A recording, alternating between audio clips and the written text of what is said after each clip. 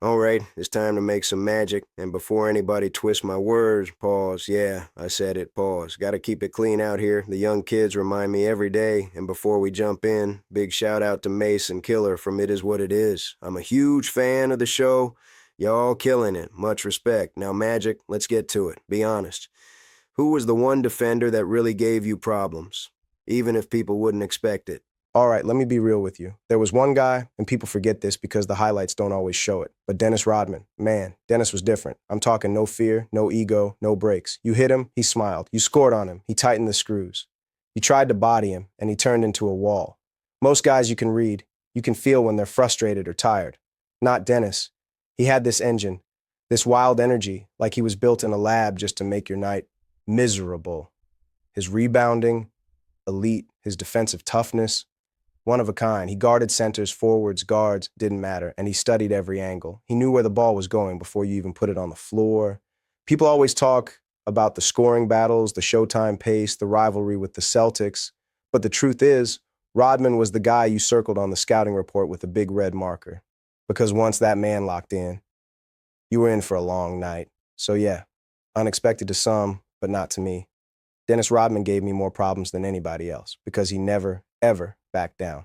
Magic. Let's talk legacy for a second. Some fans, and I mean diehard Laker fans plus a lot of neutral hoop heads, truly believe that if you never had to retire after the HIV announcement, you wouldn't just be one of the greatest, you'd be the greatest ever. They say your pace, your IQ, your winning, your impact. Many great players also has hinted at it. Put you on a different level. So let me ask you straight up. Do you think you would have ended your career as the GOAT? And do you think you were better than Michael Jordan? Okay, now that's the question everybody really wants to ask. Let me tell you something. Before the HIV announcement, nobody was running through me. Nobody. People forget. I wasn't declining. I wasn't washed. I wasn't on my way out. I was still dominating, still controlling games with my mind, my size, my pace, and my smile. That killer smile that had a lot of teams in big trouble. So would I have had a shot at being the GOAT? A shot?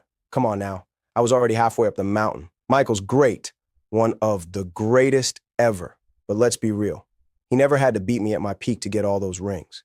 He never had to go through a Laker team that was still fully loaded. And he never had to deal with a 6'9" point guard who could run the whole league like a chessboard. People love to talk about 6 rings. But ask the old heads from the 80s who they were afraid of. Ask them who controlled the whole league.